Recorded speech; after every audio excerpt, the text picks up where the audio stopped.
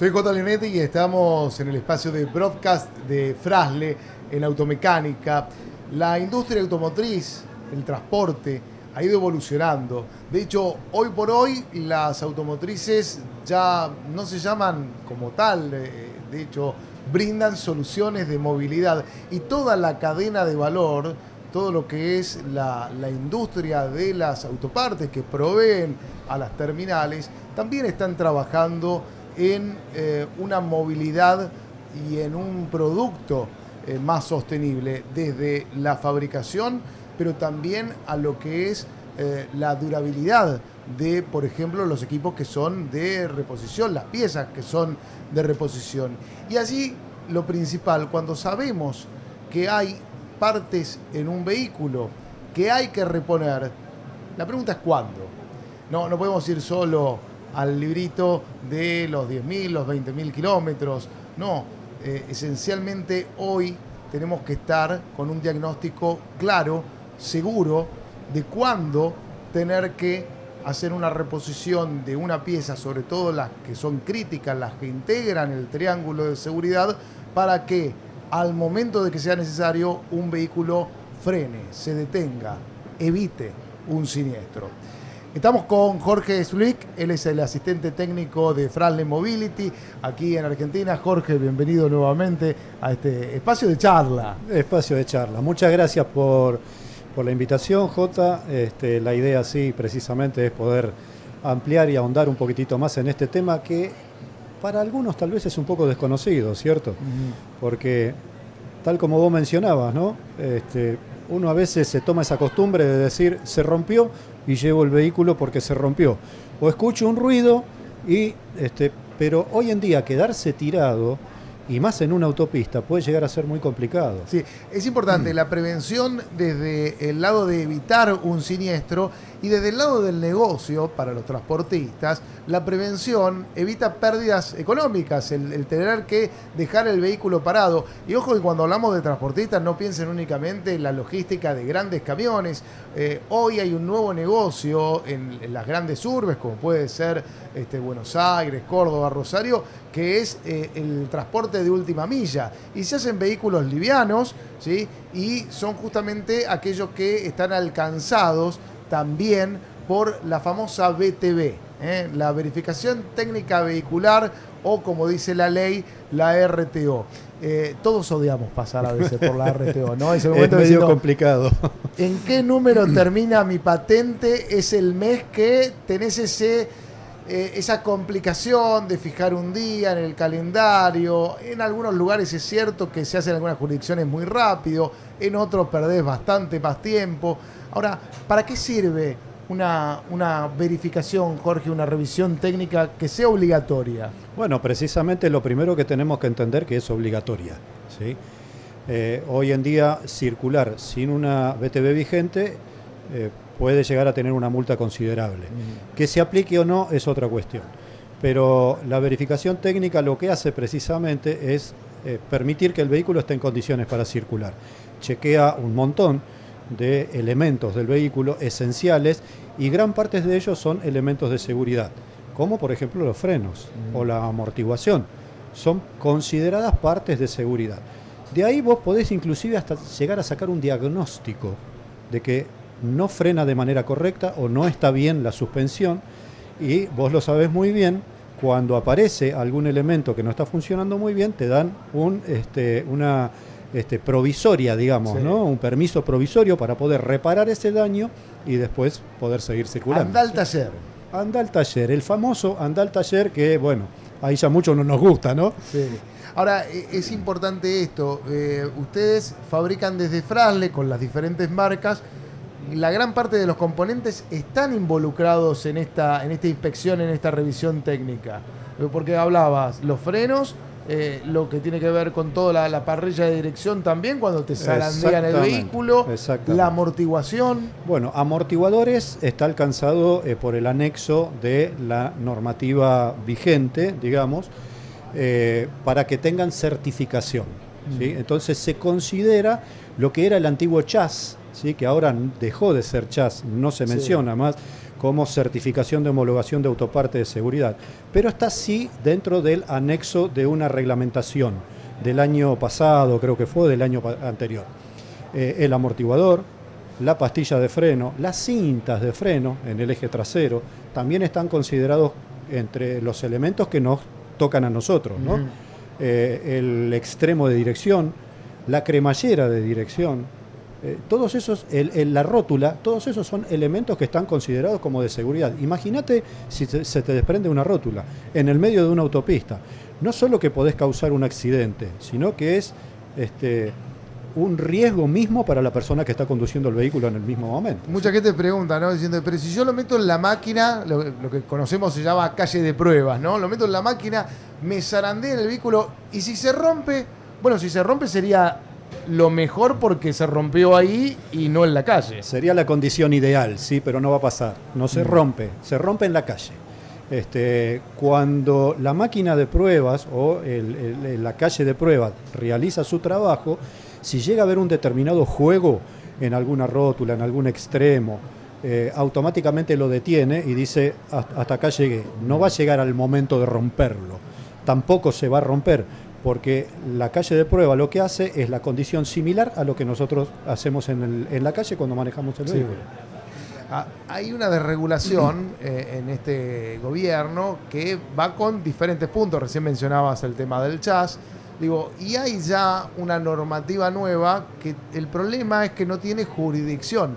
La normativa nacional, la nueva normativa sobre revisión técnica obligatoria, habla de una revisión, una primera revisión a los 5 años y después periódica acorde a la cantidad de kilómetros que tenga recorrido y antigüedad del vehículo. Esto no quita que deje de ser obligatoria, esto es importante. Sí, va a seguir siendo obligatoria. Sí, ahora el gobierno está avanzando sobre la desregulación para que se pueda realizar BTV tal vez en algún taller mecánico. Tal vez en un concesionario, el mismo concesionario, que generalmente el concesionario está un poquitito más preparado que un taller mecánico, porque hay que homologar el taller, tiene que tener ciertas condiciones, tiene que tener ciertas herramientas para poder hacer este tipo de verificación.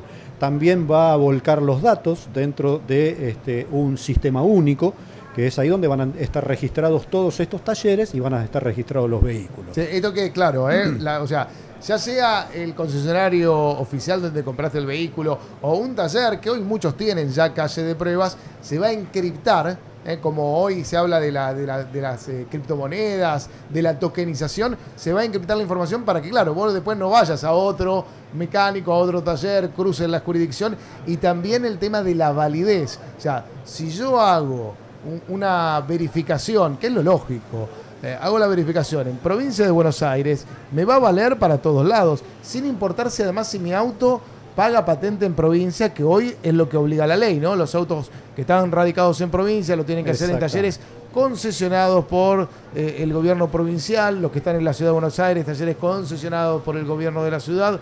Digo, algo un poco que ha quedado de modé con el avance de las tecnologías. La idea precisamente es esa, poder tener, o sea, que no te frene una jurisdicción determinada, ¿sí? Que vos tengas que ir a un determinado lugar como Ciudad de Buenos Aires o Provincia de Buenos Aires porque tu vehículo está registrado en esa jurisdicción. Sí. Vos vas a poder circular libremente por todo el país, va a tener vigencia en todo el país, pero a su vez vas a poder hacerla en cualquier lado y en cualquier taller.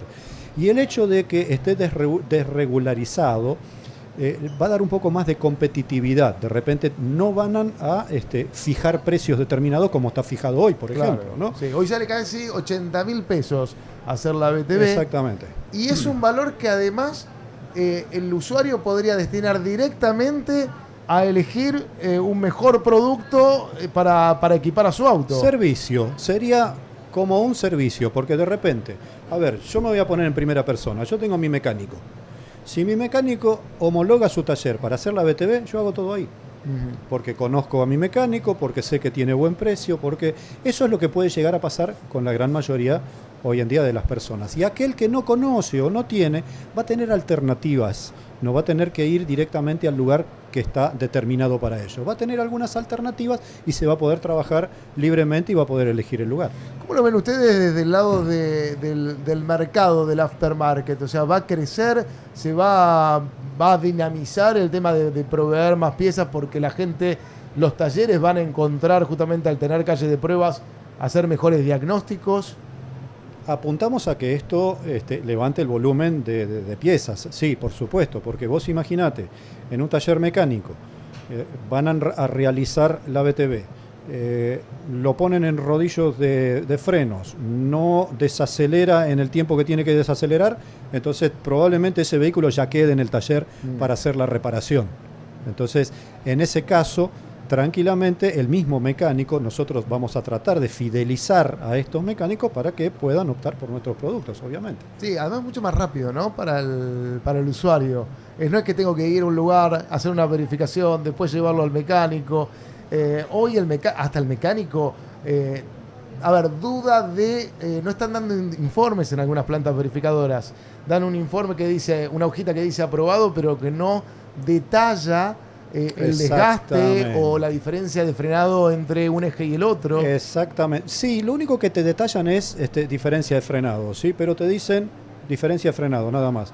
Vos tenés que ir con el vehículo al mecánico y probablemente la diferencia de frenado tenga 20 motivos distintos.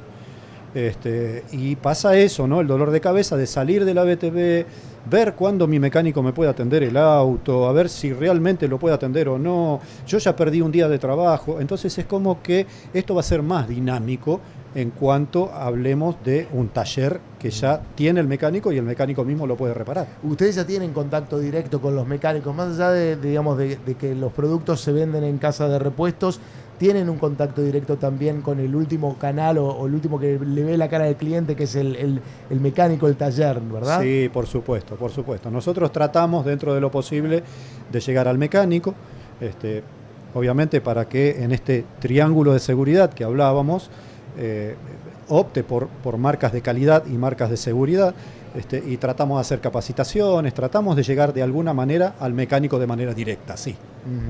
¿Y cómo ven esta situación de si yo puedo ir al mecánico y me hace la calle de pruebas, hasta podría hacer un arreglo o una reparación inmediata? O sea, si la calle de pruebas, que ya va a estar homologada, ya va a tener información encriptada, da un parámetro que obligatoriamente que no me permitiría seguir manejando. Exactamente. Directamente el mecánico también lo justifica él en poder hacer el cambio y la reparación de manera directa. Sí, no hay cierta claridad sobre si va a haber alguna vigencia. Interpretamos que sí, que habrá alguna vigencia como hasta hoy que te otorga determinado tiempo para que vos puedas reparar el vehículo. Claro. Porque de repente está la parte económica también. Llevaste a hacer la verificación, el mecánico te dice, tenés que cambiar las pastillas, pero ahora no tengo plata.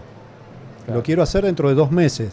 Una provisoria como para poder circular, no está claro, no hay información clara, pero entendemos que sí, que va a seguir funcionando de la misma manera. Sí, lo mismo que en las jurisdicciones hay muchísimos cambios, ¿no? En el caso de la ciudad de Buenos Aires, ya desde hace prácticamente 2 o 3 años se extendió la periodicidad para hacerlo, o sea, tenés que hacerlo cada 2 años, y los vehículos nuevos lo hacen recién a los 4. En la provincia de Buenos Aires estamos en un sistema muy, muy antiguo, un auto de 2 años, sí. Que realmente, ¿cuánto? Digamos, si no lo estás usando de Uber, no lo estás utilizando como aplicación, ¿cuántos kilómetros podés hacer en 2 años para que llegara a un desgaste? Hablábamos 50.000 kilómetros. Claro. Nada. Entonces, un vehículo nuevo en 50.000 kilómetros, salvo que sea mal conducido, mal manejado, sí. Pero en condiciones normales 50.000 kilómetros estaría casi nuevo, podríamos decir, ¿sí? Mirá, hoy en Ciudad de Buenos Aires, vos la BTV en un vehículo que ha sido patentado hace algunos años atrás, se realiza recién a los 64.000 kilómetros. Cuando el vehículo cumplió 64.000 kilómetros, se realiza la primer BTV. Bien. Si la realizaste a los 64.000 kilómetros, te dan 2 años de vigencia. Pero si llegó a los 84.000 kilómetros, no me preguntes por qué ese 4, no sé, nunca lo pude descubrir. Entonces, automáticamente ese vehículo ahí sí pasa de manera anual. Hoy todo eso se trata de desregular, ¿sí? Porque como bien vos dijiste, Jota, la idea es que el vehículo que se patenta recién se haga la BTV a los 5 años. Y no se habla de kilómetros, sino que se habla de años. Estimo yo que un apartado de kilómetros va a tener que haber en algún lugar, o debería haber, sería lógico, ¿sí? Porque en 5 años vos podés hacer 5.000 kilómetros o 500.000, claro. Depende del vehículo. Pero la idea es esa. Después de eso, cada 2 años, y vehículos de más de 10 años anual. Esa es la idea, ¿sí? Ahora, también es cierto que ustedes, desde lo que es el laboratorio de investigación que tiene Frasle Mobility, están desarrollando productos que cada vez duran más, que tienen mayor tecnología, que más allá del confort al frenado en el caso de las pastillas, o no tener ningún tipo de ruido, también tienen una mayor durabilidad. Entonces es lógico que las leyes se adapten a eso. Sí, bien mencionaste, Jota. Hoy Frasle tiene 2 centros de investigación y desarrollo en los cuales permanentemente están en estudio las piezas, ¿sí? Buscamos, obviamente, soluciones sustentables para la movilidad. La idea es que sea un producto de calidad en el que en el tiempo y en el plazo se pueda extender su durabilidad. Obviamente que hay un montón de factores alrededor de una pieza determinada. Hablemos de una pastilla de freno, por ejemplo, ¿no? Hay un montón de factores que inciden directamente contra el material de fricción. Pero sí, la idea es que a medida que avance la tecnología, siempre estamos buscando la mejora constante, permanente, para que el producto sea de mejor calidad.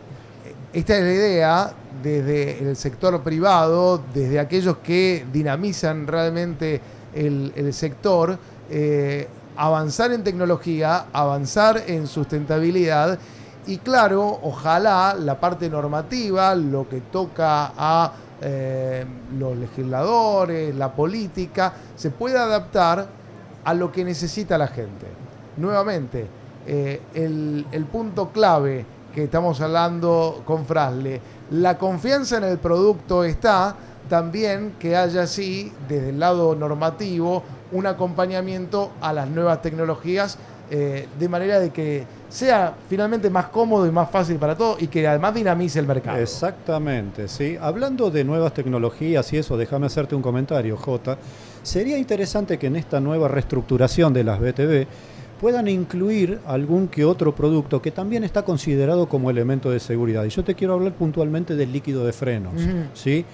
Vos hoy vas a hacer una verificación técnica y el líquido de freno no se revisa, ¿sí? Claro. Y el líquido de freno... No levantan el capot, de hecho. No, prácticamente no lo hacen. En algunos casos sí, pero simplemente para verificar la estructura del vehículo, nada más. Pero el líquido de freno tiene su importancia en el freno también y está considerado como un elemento de seguridad. Tiene que estar certificado. ¿Por qué? Le tiene ciertas características químicas que pierde propiedades. Y uno no se da cuenta, pero altera componentes internos. Y más cuando... ¿Tengo que hacer cambio de líquido de freno como hago cambio de aceite? Exactamente, sí. El líquido de freno está recomendado en el manual del fabricante. Se debe reemplazar cada 2 años. Mínimamente cada 2 años se debe reemplazar. Tiene una característica el líquido de frenos. Es higroscópico. Significa que absorbe humedad del medio ambiente y pierde sus propiedades. ¿Cuál es su propiedad principal que pierde? Empieza a oxidar las partes internas y más en estos vehículos más nuevos, aquellos que tienen sistemas de detección de frenos electrónicos, ABS, EBS, controles de estabilidad y ese tipo, los componentes son muy delicados y el líquido de freno tiene que estar en perfectas condiciones. Entonces es aconsejable reemplazarlo cada 2 años al líquido de freno, o lo que indica el manual del fabricante. Yo sería de la opinión que estaría bueno en toda esta reforma de las BTV incluir esa parte técnica también, para que hoy en día hay aparatitos que se compran fáciles, sencillos, se prueba el estado del líquido de freno, se prueba la humedad y el punto de ebullición. Son 2 elementos principales. La humedad lo que te genera es óxidos internos, degradación interna en las piezas, y el punto de ebullición al caer, el pedal, ¿no sentiste que a veces alguno dice tengo el pedal esponjoso? Que se va a la primera parte. Precisamente ese problema es del líquido de frenos. Bueno, datazo entonces para los amigos mecánicos, pero también para vos que sos usuario. Llevás el vehículo a chequear, preguntale a tu mecánico si revisó el líquido de frenos, que hay que reemplazarlo cada 2 años. Y bueno, ojalá también se pueda sumar esto a las desregulaciones. Ojalá. O bien, a ver, lo que están haciendo desde el sector privado, ¿no? Capacitar. Sería interesante. Y llegar, exacto. Nosotros lo hacemos. Llegamos al mecánico, le explicamos que el líquido de freno tiene sus condiciones también, sí, pero sería interesante que pueda ser parte de la normativa también, porque, a ver, nosotros que manejamos nuestro vehículo todos los días no nos damos cuenta de algo, ¿sí? Que el freno se va perdiendo gradualmente, y esto se llama pérdida gradual, precisamente. No, te avisa por ahí una de esas cuando se rompe algún conducto de freno o algo de eso. Pero no nos damos cuenta que vamos perdiendo freno, porque es tan gradual que nos damos cuenta. Nos acostumbramos a ese manejo malo. Nos acostumbramos a ese manejo malo y a su vez nos damos cuenta cuando se cambió el líquido de freno. Epa, ¿qué pasó acá? Es decir, ahí realmente te das cuenta que el líquido de freno no estaba en condiciones. Podés renovar tu auto poniéndole nuevas pastillas de freno, nuevos discos, chequeando la calidad del líquido. Digamos, para eso también son las piezas de reparación, para darle un rejuvenecimiento a nuestros autos y a nuestro confort al manejarlo. Precisamente, aparte por la seguridad. Y sobre todo eso. Por la seguridad. Jorge Spiluk es el asesor técnico de Frasle Mobility en Argentina. Gracias, Jorge, por esta charla. Gracias a vos por esta charla, Jota.